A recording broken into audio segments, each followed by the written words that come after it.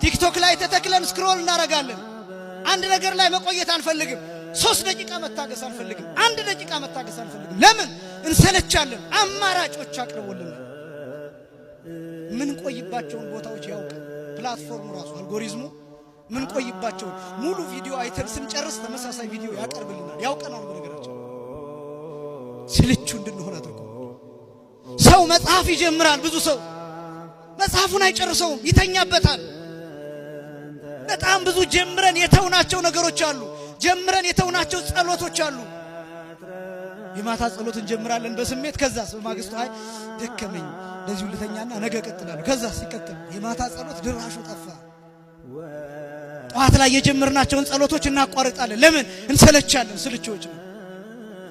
መጽናት፣ በተተከልንበት ቦታ መቆም፣ ባለንበት ቦታ መቆም፣ በማህበራችን መጽናት፣ በጉባኤ መጽናት፣ በወንጌል መጽናት፣ የእግዚአብሔርን ቃል በመስማት መጽናት ያስፈልጋል። በእውነት እንዲህ አይነት ነገሮች አሁን እየጠፉ አቋም እየተቀያየረ፣ ለዚህ ነው በጣም ብዙ ሰዎችን ስንመለከት አሁን አቋማቸው ይቀያየራል። የተናገሩትን አይደግሙትም፣ የሚኖሩትን ህይወት ይተውታል። ሌላ ውሳኔ ይወስናሉ፣ ወደ ሌላ አማራጭ ወደ የሚመስላቸው ነገሮች ይሄዳሉ። ስለዚህ በእምነት ላይ መጽናት መጨመር አለበት። ለዚህ ነው በጣም ብዙ አሁን የሃይማኖት ለውጦችን ትመለከታላችሁ።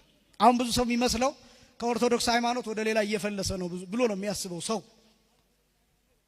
በእርግጥ ስታቲስቲክስ መስራት ሊፈልግ ይችላል፣ መረጃ መስራት ሊፈልግ ይችላል። ቁም ነገሩ ግን ፋይናሊ እሺ ከኦርቶዶክስ አንድ ሰው ወጣ፣ ሌላ እምነት ሆነ። ከዛ ምንድነው የሚሆነው ነው? አጥኑት እስኪ እሱ ምንድነው የሚሆነው ነው? እዛ ሄዶ ምን እያደረገ ነው? ምን እየሰራ ነው? ውስጡን ብታጠኑት ሃይማኖት ያለው ይመስላችኋል? አምኖበት ይመስላችኋል? እዚያ ራሱ ለምን እንደሚሄድ ታውቃላችሁ? በማህበረሰቡ ዘንድ እምነት የለውም ሃይማኖት የለውም እንዳይባል ባህሉን ጭምር ለመጠበቅ እዚያ ሄዶ እያስመሰለ ይኖራል። ለምን? ቁርሱን በልቶ በፈለገው ሰዓት ነው የሚሄደው። በፈለገው ሰዓት የፈለገውን ለብሶ።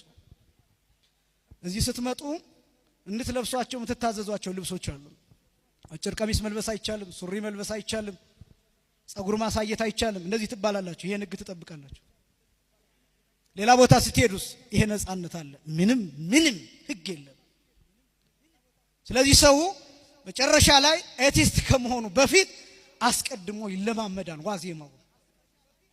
ስለዚህ ብዙ ሰው ወዴት ነው የሚሄደው? የመጨረሻው የዓለም ግብ ራሱ ምንድነው? ሃይማኖት አልባ ማድረግ ነው። ሰውን ሃይማኖተኛ የማድረግ ፍላጎት የላትም ዓለም። ፖለቲከኞች ህዝብ ሃይማኖተኛ እንዲሆን አይፈልጉም፣ ከሃይማኖት እንዲወጣ ይፈልጋሉ። ለምን? እንደፈለጉ እንዲያዙት